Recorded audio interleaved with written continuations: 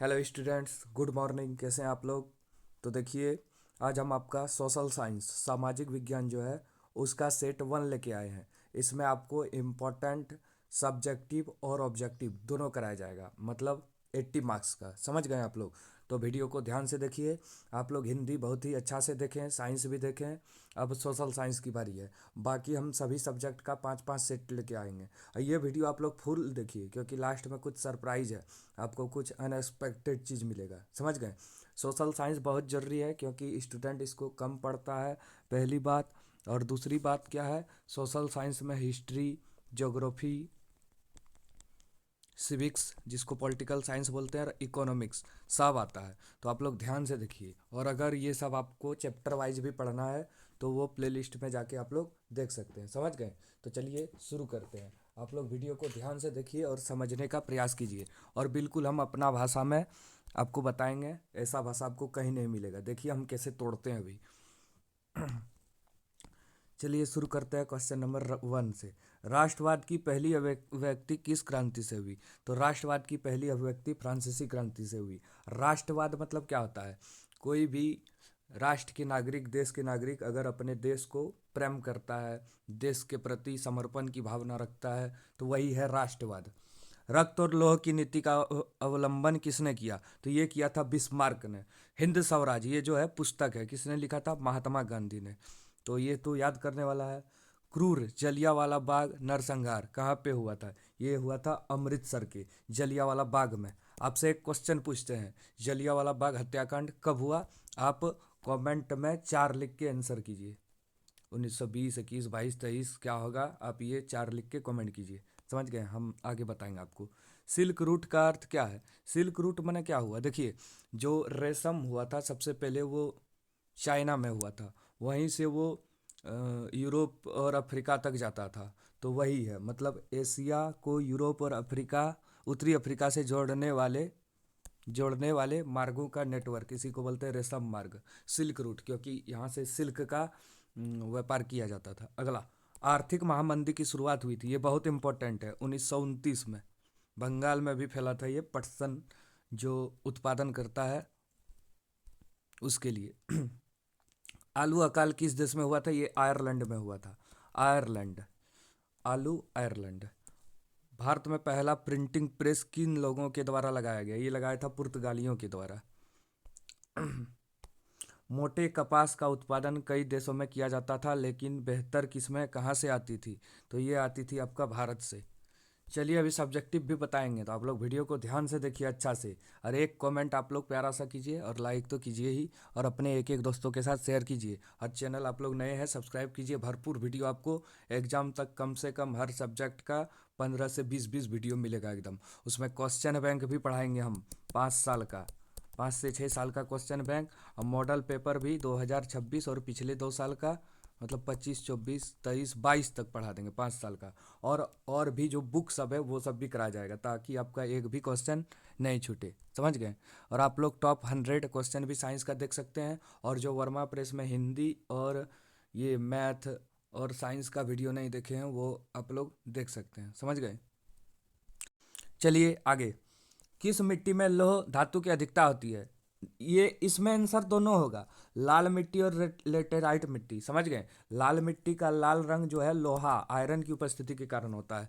देखिए अगर एग्जाम में ये क्वेश्चन आए तो ये दोनों ऑप्शन नहीं रहेगा, और अगर रहेगा तो पहले लेटेराइट को टिक मारना है, नहीं रहेगा तो लाल मिट्टी को टिक मारना है। ये क्वेश्चन आप लोग ध्यान से समझ लीजिए। बीज बचाओ आंदोलन क्या था? टिहरी के किसानों द्वारा बिना रासायनिक खाद के फसलों का उत्पादन। धरातल का कितना भाग जल से ढका है? तो जल से ढका हुआ है लगभग 3/4। सुनहरा रेशा ये किसे कहा जाता है? गोल्डन फाइबर, ये कपास को कहा जाता है। सॉरी सॉरी, सुनहरा रेशा जूट को कहा जाता है, इसको पटसन बोलते हैं। कपास को तो सफ़ेद सोना बोलते हैं। सुनहरा मतलब गोल्डन कलर का, गोल्डन कलर का जूट ही होता है ना। चलिए आगे देखिए। इसमें पवन महाशक्ति का दर्जा प्राप्त है किसे? तो भारत को, क्योंकि यहाँ गुजरात राजस्थान में बहुत तेज गति से हवा चलती है, और इसका उत्पादन पवन चक्की को चलाने में किया जाता है। वैसे डेनमार्क को पवनों का देश कहा जाता है, लेकिन यहाँ ऑप्शन में नहीं है। भारत में जूट उत्पादन में किस राज्य का महत्वपूर्ण स्थान है? तो ये है पश्चिम बंगाल, मुख्य रूप से उत्पादन करता है ये जूट का। सबसे लंबा राष्ट्र राजमार्ग मतलब नेशनल हाईवे कौन सा है? ये है राष्ट्र राजमार्ग 7, जिसको NH 44 बोलते हैं, 44। अगला, श्रीलंका में बहुसंख्यक कौन है? सिंहली। श्रीलंका में बहुसंख्यक कौन है? सिंहली। ज़्यादा भाषा बोलता है यही, मतलब ज़्यादातर लोग जो है सिंहली है जो बहुसंख्यक है। पोखरण भारत के किस राज्य में है? राजस्थान। इसके बारे में थोड़ा समझ लीजिए। पोखरण में भारत ने अपना पहला परमाणु परीक्षण किया था और दूसरा भी। समझ गए आप लोग? संघ सूची, राज सूची और समवर्ती सूची का उल्लेख संविधान के किस अनुसूची में किया गया है? 7वीं अनुसूची। बहुत इंपॉर्टेंट। भारतीय समाज माना जाता है ये है एक पितृसत्तात्मक समाज, मतलब यहाँ पे पिता मतलब लड़कों का ज़्यादा अधिकार है, क्योंकि संपत्ति पे जैसे जमीन ये सब हुआ उस पे जो है पापा का, उस पे फिर पुत्र का अधिकार होता है, और भी कई चीज़ों में। भारत किस प्रकार का राज्य है? ये है लोकतांत्रिक। बामसेफ किसका आंदोलन था? ये था कर्मचारियों का। राजनीतिक दलों को मान्यता कौन देता है? चुनाव आयोग। यही वोट कराता है, चुनाव चिन्ह जारी करता है, विजेता घोषित करता है। इसमें किस देश में एक दलीय शासन व्यवस्था है? चीन में। भारत में लोकतंत्र की सफलता में क्या बाधा है? तो गरीबी बाधा है, मतदान का दुरुपयोग, गरीबी लोग, अशिक्षा मतलब शिक्षित नहीं है तो किसी को भी वोट दे देता है, उसी तरह गरीबी लालच में आके किसी को भी वोट दे देता है। मतदान का दुरुपयोग हो रहा है, मतलब पैसा के द्वारा खरीद रहा है, रुपया के द्वारा। भारत के किस राज्य की प्रति व्यक्ति आय कम है? मध्य प्रदेश। बिहार भी होगा। ये क्वेश्चन में भारत के किस राज्य की प्रति व्यक्ति आय कम है, इसमें बिहार होगा। आप लोग, सबसे गरीब राज्य बिहार ही है, सॉरी मध्य प्रदेश नहीं होगा। इसके बाद आता है मध्य प्रदेश, फिर उत्तर प्रदेश आता है, फिर झारखंड आता है। समझ गए? तो बिहार, बिहार सबसे गरीब राज्य भी बिहार ही है। गरीब राज्य का मतलब ये नहीं हुआ कि यहाँ सब ही गरीब है, मतलब अधिकतर लोग गरीब है। समझ गए?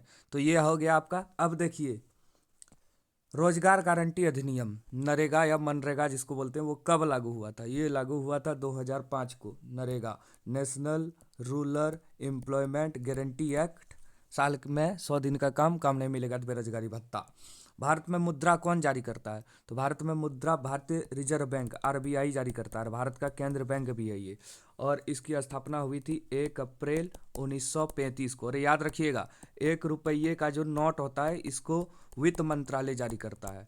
बाकी सभी प्रकार के नोटों को छापने और ढालने का काम RBI करता है।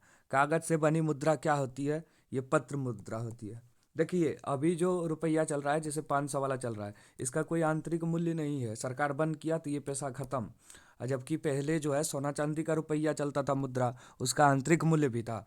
अगर सोना का पैसा चल रहा है, अगर बंद हो गया तो उससे आदमी लॉकेट बना लेता था, चैन बना लेता था। सूचना का अधिकार अधिनियम कब पारित हुआ?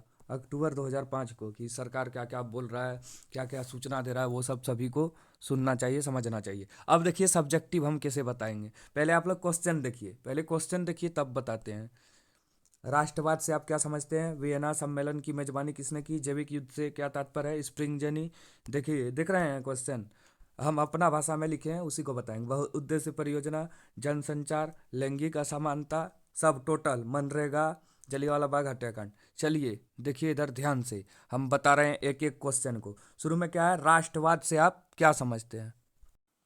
और ये जो क्वेश्चन है सबसे ज़्यादा महत्वपूर्ण है, क्योंकि ये 2026 का मॉडल पेपर है, जो आपका वर्मा प्रेस न्यू बुक जो है 2026 का, उसमें सेट 1 में है। समझ गए?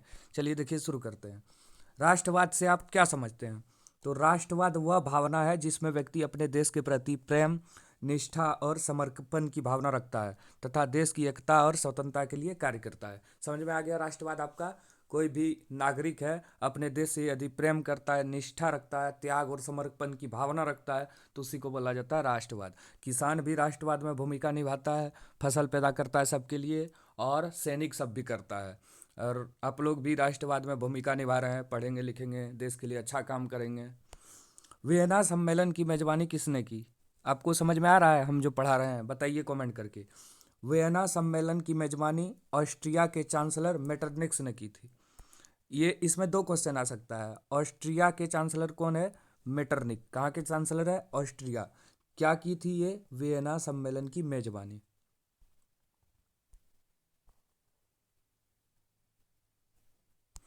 जैविक युद्ध क्या है? देखिए, आपको कोरोना याद होगा।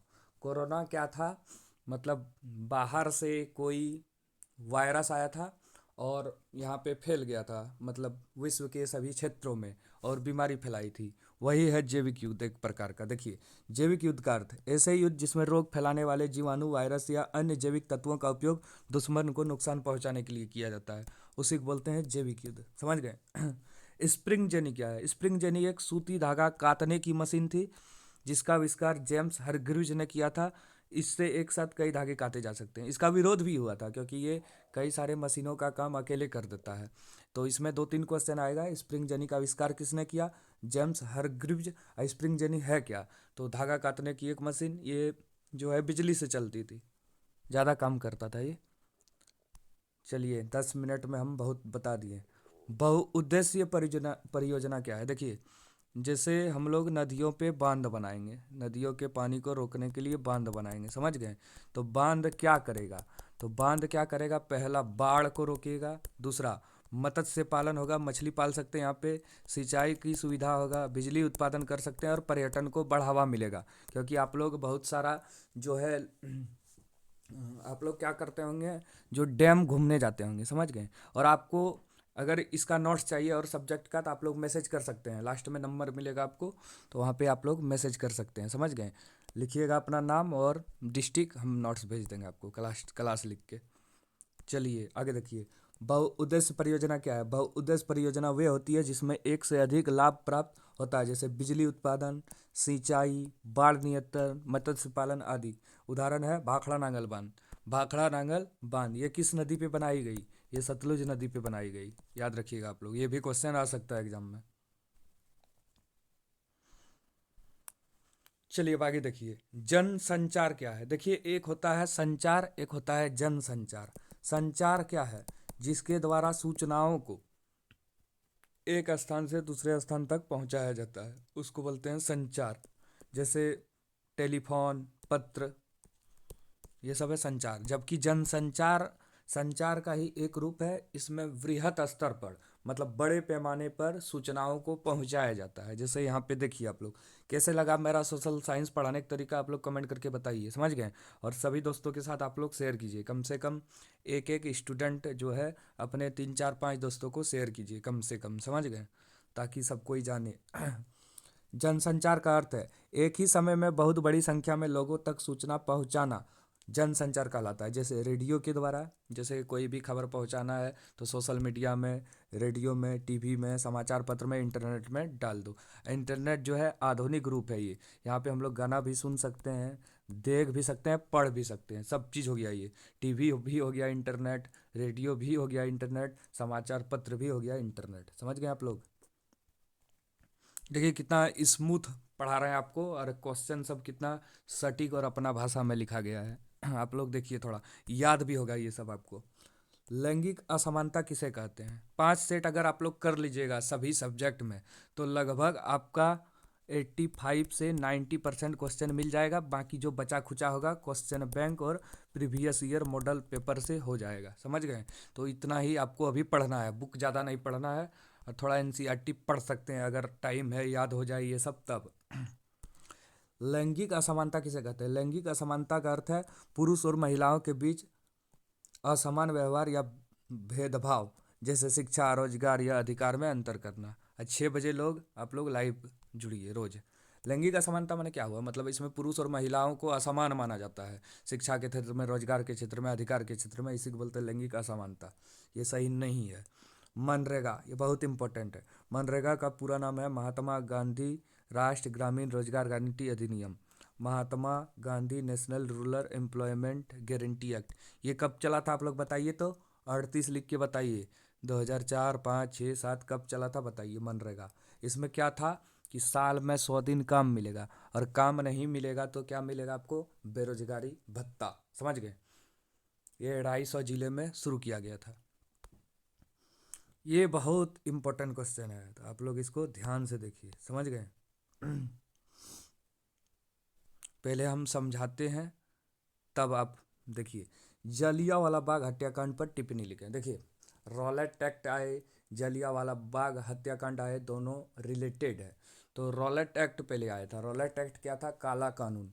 किसी पे अगर शक हो तो उसको उठा लो, पकड़ लो और जेल में बिना मुकदमा चलाए डाल दो। तो इसी को बोला जाता था रॉलेट एक्ट। भारत में ये लागू हुआ था। तो इसलिए रॉलेट एक्ट का सब विरोध कर रहे थे। तो इसका लीडर जो था महात्मा गांधी था। तो इसी विरोध के लिए, रॉलेट एक्ट के विरोध में महात्मा गांधी और सत्यपाल किचलू, दो क्रांतिकारी को गिरफ्तार किया गया था। तो जब गिरफ्तार किया गया नेता को, तो सब लोग सड़क पे उतर आए, विरोध करने लगे। तो इस विरोध को कहाँ पे किया गया था? अमृतसर के जलियांवाला बाग में। अमृतसर के जलियांवाला बाग में वैसाखी पर्व के दिन ये विरोध किया गया। रॉलेट एक्ट के खिलाफ जो गिरफ्तार हो गया महात्मा गांधी, तो इसका विरोध किया कि उसको छोड़ दो।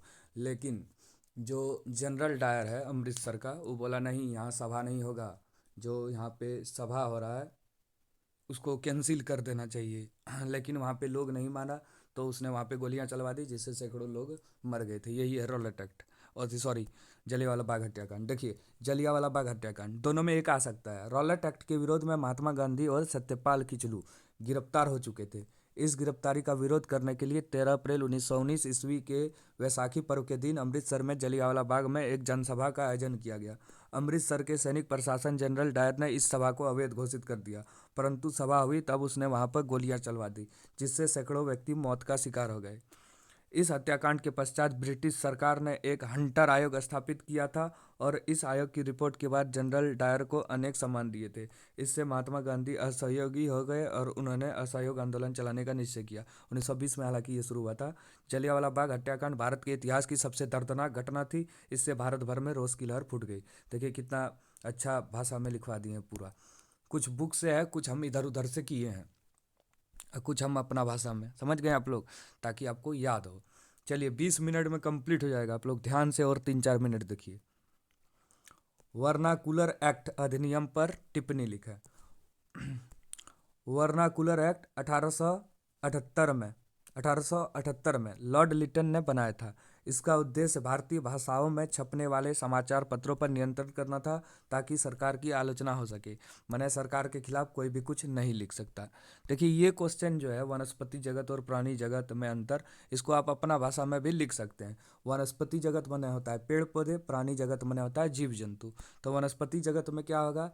इसमें पौधों को रखा गया है, पौधों का समूहों को रखा गया है। इसमें जीव जंतुओं के समूह को रखा गया है। वनस्पति जगत स्थिर होते हैं, माने गति नहीं करते। प्राणी जगत जो है चल फिर सकते हैं और स्थिर होते हैं। वनस्पति जगत अपना भोजन स्वयं बनाते हैं, माने पेड़ पौधे प्रकाश संश्लेषण द्वारा। जबकि प्राणी जगत अपने भोजन के लिए अन्य जीवों या पौधों पर निर्भर रहते हैं। ये आप लोग लिख सकते हैं। ये तो अपने से लिख सकते हैं, पेड़ पौधे और जीव जंतु में क्या अंतर है।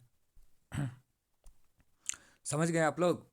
देखिए वीडियो बनाने में बहुत मेहनत लगा है, बहुत रिसर्च करके आप लोग के लिए कैसे स्टूडेंट को याद हो। तो आपकी कठिनाई को ध्यान में रखते हुए हम ये तैयार किए हैं। समझ गए? तो वीडियो का आप लोग भी देखिए और अपने दोस्तों के साथ भी शेयर कीजिए इसको। समझ गए? सबका हो भला, जैसे हम सबका भला कर रहे हैं। सब पास होगा, कोई दिक्कत नहीं है। मोटे अनाज से क्या तात्पर्य है? मोटे अनाज वे अनाज होते हैं जिसमें रेशा अधिक और पोषण भरपूर होता है, जैसे ज्वार, बाजरा, रागी। इसमें कुछ खाद्यान्न फसल है, कुछ मवेशियों के लिए यूज होता है। चलिए अब आगे देखिए। प्राकृतिक गैस और बायोगैस में अंतर।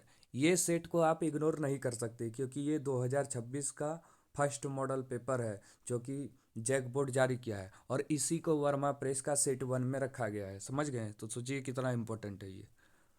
प्राकृतिक गैस और बायोगैस में अंतर बताइए। तो प्राकृतिक गैस और बायोगैस। प्राकृतिक गैस स्रोत पृथ्वी के अंदर से निकलता है, जैविक कचरों से बनाई जाती है।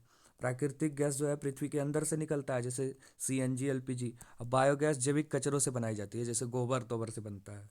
प्राकृतिक गैस उद्योग और ईंधन में प्रयोग होता है। बायोगैस ग्रामीण क्षेत्र में खाना पकाने हेतु प्रयोग होता है। प्राकृतिक गैस में मुख्य रूप से मीथेन होती है, और बायोगैस में मीथेन के साथ साथ कार्बन डाइऑक्साइड भी होती है। ये याद रखना, प्राकृतिक गैस में मुख्यतः मीथेन होता है, CH4। चलिए बहुत क्वेश्चन है। जातिवाद के दुष्प्रभाव क्या है? तो जातिवाद से समाज में भेदभाव, नफरत और असमानता बढ़ती है। यह राष्ट्र एकता और विकास में बाधा डालती है। जातिवाद माने क्या हुआ? जैसे वोट में ज़्यादा, ये राजनीति में देखने को मिलता है। प्राथमिक, द्वितीयक और तृतीयक क्रियाकलाप का उदाहरण दे। बहुत इंपॉर्टेंट, बहुत इंपॉर्टेंट। VVI।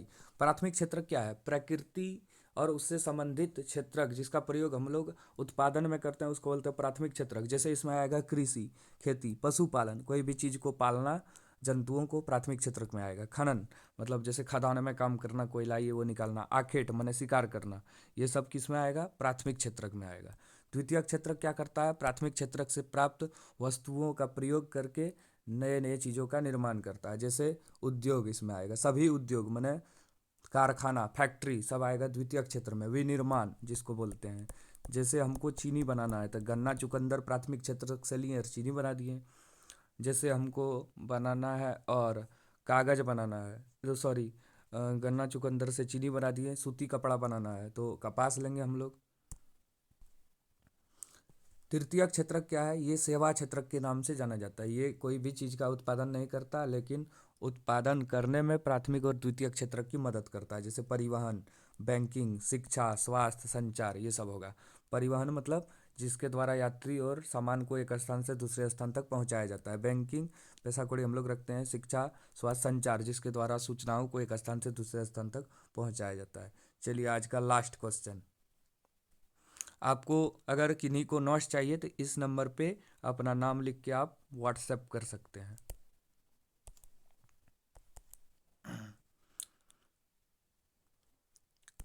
लोकतांत्रिक सरकार की विशेषता लिखें।